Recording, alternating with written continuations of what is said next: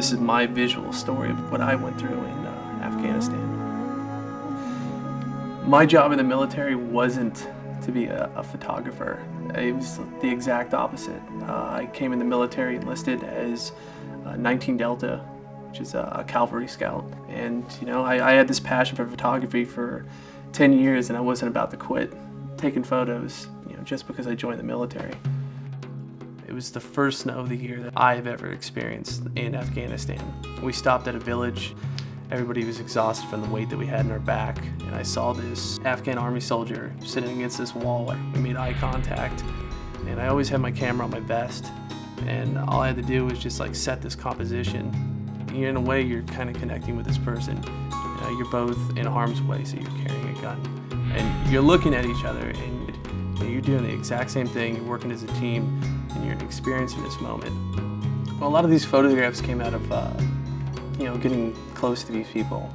The impression that I got from the locals, it was just like this shy, curiosity. They were wondering what you were doing there.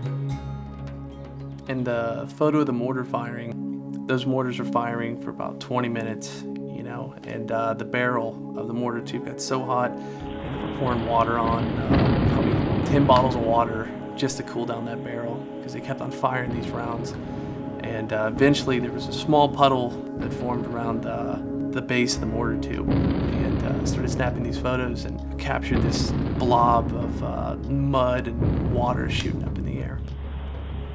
It's hard to describe. A lot of things in the military and in the combat, there was just a sound to it, a sound and a smell. And these mortar tube, when it was dropping, and then the concussion. I was one of the last in my platoon to actually see combat. That day started with a mission to do humanitarian aid, and we started seeing women and children running. And I was pointed this out to my gunner, and told him we're gonna get hit, And probably less than 10 seconds after that, front of my truck exploded.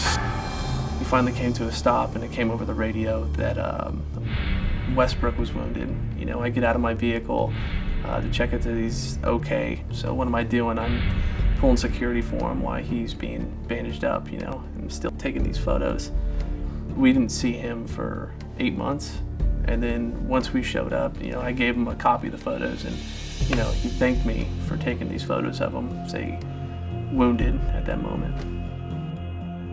These photos that I took, they're not just mine, all the people, I served with, they have a copy, they have 2 copies, their parents have a copy. So these photos are gonna outlive me in a way, hopefully. I think the best thing that I did was not put down that camera, going on this deployment and not forgetting about the whole dream of taking photos and, the enjoyment that came out of it. Even if I was in the Army, I was still just gonna keep that up, and it really paid off.